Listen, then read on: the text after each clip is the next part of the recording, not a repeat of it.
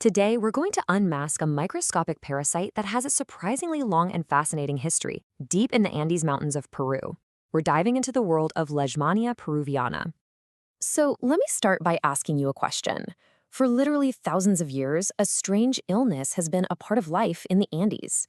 It's so ancient, its effects were actually immortalized on pottery by civilizations long since gone. Any idea what it could be? Well, the answer is the disease known by its local name, uta. This is an ailment that's been a tough health challenge in the high valleys of Peru way before we had the science to figure out what was really going on. The name uta actually comes from the Quechua language, and it perfectly describes the nasty ulcerative skin sores it causes. And here's the crazy part. Archaeologists have found pottery from the Mochi culture dating all the way back to the 5th century, showing people with these exact same lesions. So yeah, this is not a new problem. This is an ancient one. Okay, so if the disease is ancient, what's the microscopic culprit behind it all? Well, it actually took until the early 20th century for scientists to finally put a name to the tiny organism that causes all this trouble.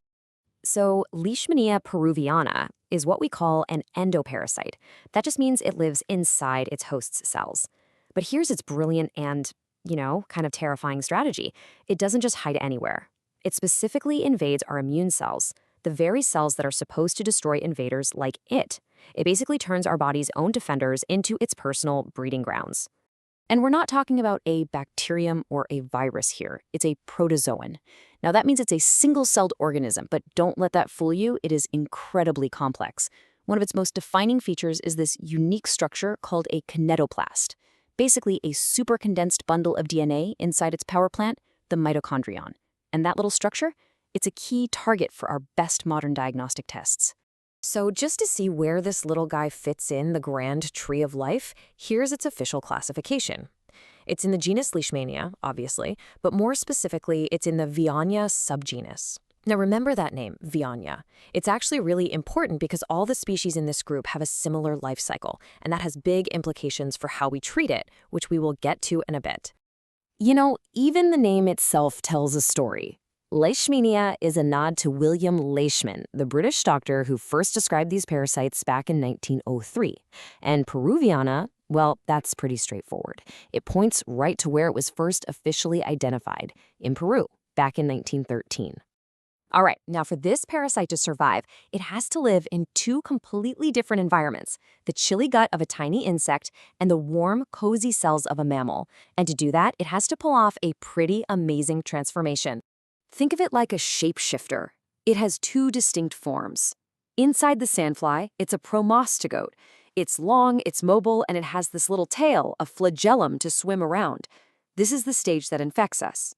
But once it gets inside a mammal, it completely changes into an amastogote, a tiny oval blob that can't move on its own. This is the stage that multiplies inside our cells, and it's what doctors are looking for to diagnose the disease.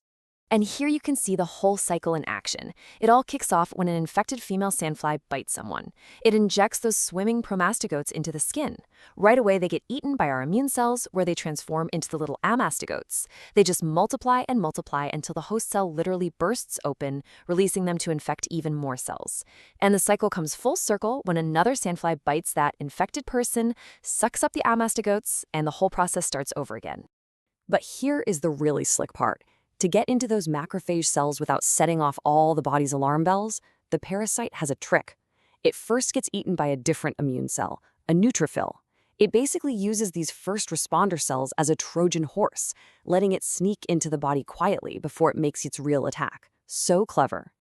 So, given how sneaky this parasite is, hiding inside our own cells, how in the world do doctors actually confirm you have an infection? Yeah, cracking this diagnostic code can be surprisingly difficult. The classic way, the old-school method, is microscopy. A doctor takes a tiny sample from a skin lesion, puts it on a slide, and looks for these little purple dots, the amastogotes, all packed inside the larger host cells. If you see them, it's a slam-dunk diagnosis. But there's a big catch. And that catch is, for Leishmania peruviana, the chances of actually seeing the parasite this way are shockingly low. We're talking only around 27%. That means in almost 3 out of every 4 cases, you're not going to see a single parasite, simply because there aren't enough of them in that little sample. So this is why we need better tools, and we have them. This table kind of breaks it down. Microscopy is fast, but it's not sensitive. Trying to grow the parasite in a lab culture, that can take over a week. This is why modern molecular methods like PCR are an absolute game changer. PCR can find the parasite's unique DNA with over 95% accuracy, making it the gold standard for getting a definite diagnosis. Okay, so you've got the diagnosis. Now what about treatment? Well, believe it or not, that really depends on where in the world you are. Thanks to global travel, this Andean disease can pop up in places like the Netherlands, where the approach to treatment is very, very specific. See, in the Netherlands, the guidelines are super clear. Remember that Viania subgenus we talked about? Because Leishmania peruviana belongs to that group, there's a small but real risk that the infection could spread to the nose and mouth. So to be on the safe side, they always recommend systemic therapy that treats the whole body. The first choice is a 28-day course of pills called miltefosine. And if that's not possible, they move to IV treatments. So we can diagnose it and we can treat it. But what does the future hold?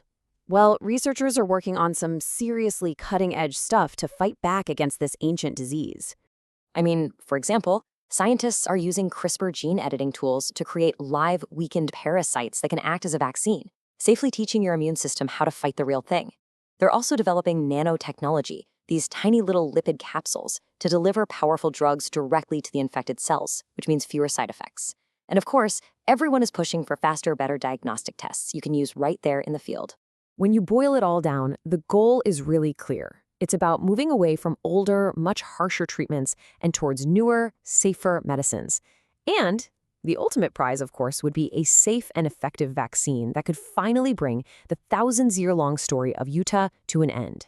By the way, this whole explainer was put together using a Gemini deep search. If you want to go even deeper into the science and see all the papers and studies, we've put a complete list of sources in the Notebook LM document that's linked right in the description. And hey, if you found this interesting, do us a favor and hit that subscribe button. And definitely let us know what you think in the comments. Your feedback really helps us make more explainers on the topics you want to know about. Thanks for watching.